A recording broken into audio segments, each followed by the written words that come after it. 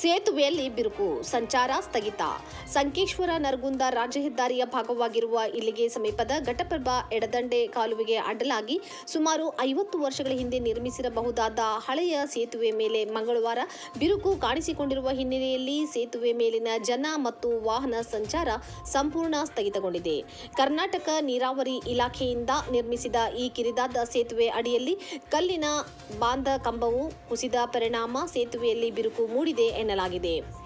ದಿಢೀರ್ ಸೇತುವೆ ಕುಸಿತದಿಂದಾಗಿ ವಾಹನ ಸಂಚಾರ ಅಸ್ತವ್ಯಸ್ತಗೊಂಡಿದೆ. ಪರ್ಯಾಯ ಮಾರ್ಗವಾಗಿ ವಾಹನಗಳು ಗೋಕಾಕ್ ಫಾಲ್ಸ್ ಮತ್ತು ಧೂಪದಾಳ್ ಮಾರ್ಗವಾಗಿ ಓಡಾಡುತ್ತಿವೆ. ಈ ಕುರಿತ ಮಾಹಿತಿ ಲಭಿಸುತ್ತಲೇ ನೀರಾವರಿ, ಲೋಕೋಪಯೋಗಿ ಮತ್ತು ಕಂದಾಯ ಇಲಾಖೆಗಳ ಅಧಿಕಾರಿಗಳು ಸ್ಥಳಕ್ಕೆ ಧಾವಿಸಿ ವಾಹನ ಸಂಚಾರ ಸ್ಥಗಿತಗೊಳಿಸಿದ್ದಾರೆ ಎಂದು ಮೂಲಗಳು ತಿಳಿಸಿವೆ.